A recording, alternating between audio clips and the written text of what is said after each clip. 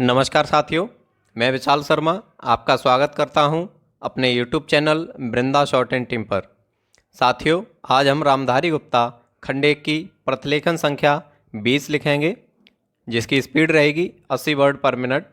इस डिक्टेशन से संबंधित जो स्मार्ट आउटलाइंस हैं, इन्हें मैं स्क्रीन पर दे रहा हूं।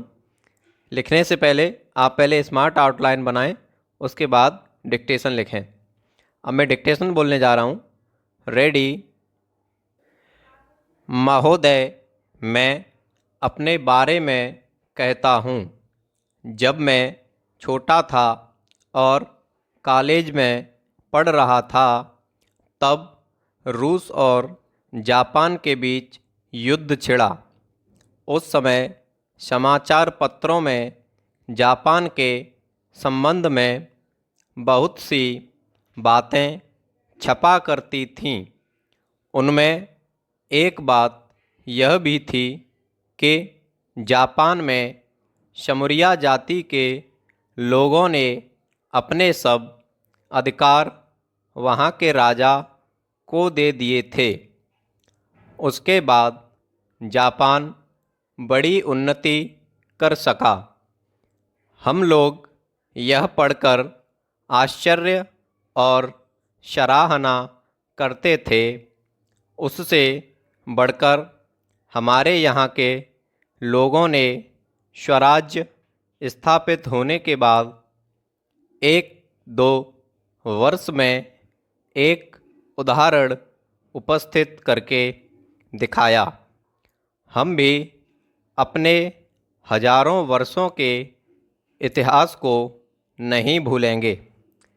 जो रियासतें अलग अलग स्थापित हो गई थीं और एक प्रकार से भारत कई टुकड़ों में बटा हुआ था, वे सब टुकड़े एक हो गए।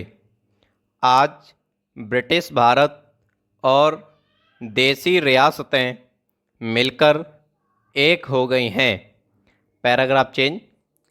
उसके बाद हमारे सामने यह प्रश्न आया कि भारत के लोग केवल स्वराज्य से ही सुखी नहीं हो सकते, उनको किसी न किसी प्रकार सुखी बनाना है।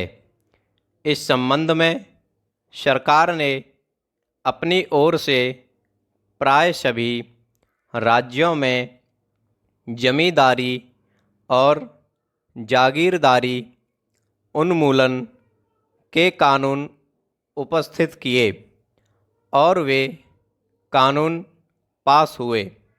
प्रसन्नता की बात तो यह है कि बहुत से स्थानों में कानून उन लोगों की स्वीकृति से तथा उन लोगों की सलाह से पास किए जिनकी जमींदारी और जागीरदारी समाप्त हो जानी थी। यह भी देश प्रेम का उदाहरण है। उन लोगों ने अपनी संपत्ति का त्याग इसलिए किया कि उससे सारे देश को लाभ पहुँचे। वह काम भी लगभग पूरा हो गया और पूरा होता जा रहा है। हमारे सामने मार्ग प्रशस्त है और अब हमें इस पर चलने की शक्ति चाहिए। Paragraph change. हम में परस्पर कभी कभी इस प्रकार की संकुचित धार्मिक अथवा सामाजिक भावना देखने में आती है, जिसके कारण कभी कभी लड़ाई झगड़े हो जाते हैं। हम इस चीज़ को भी दूर करने का प्रयत्न कर रहे हैं।